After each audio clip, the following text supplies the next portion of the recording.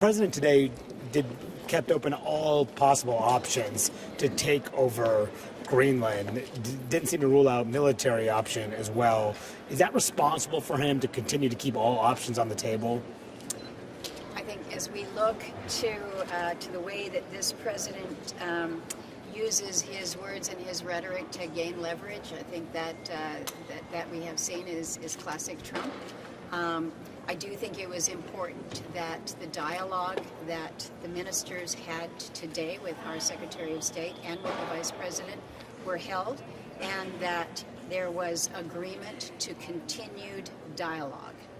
And I think that was underscored, and I think you saw that from both the Secretary of State and Vice President Vance. I think one of the most important things to come out of this is that this entire discussion is based upon a false premise. And that is that somehow America has to control Greenland in order to develop national security assets to protect our security interests in the Arctic, which are real. We've had a base in Greenland for 75 years.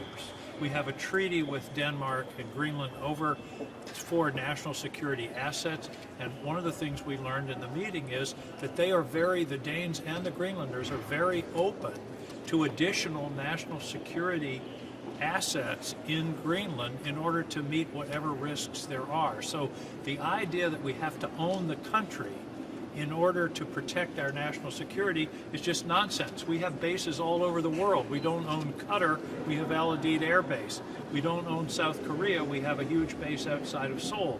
So the whole premise of this is a false premise if it's based upon national security, because it can be protected and made part of our national security setting without controlling the real estate. And this is actually making us less secure.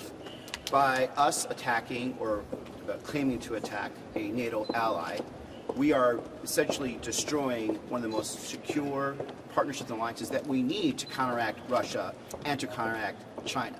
So the ostensible reason that we're doing this is because we need to stop their growth. We're actually weakening ourselves versus us and them going in the future. In order for us to be able to fight the China problem, fight the Russian problem going in the future, we need to have great alliances with the EU and NATO nations. This, right now, if this president fully goes through with all this, would actually destroy NATO and a long-term relationship. And it would be the greatest gift ever to Vladimir Putin. And China. Period.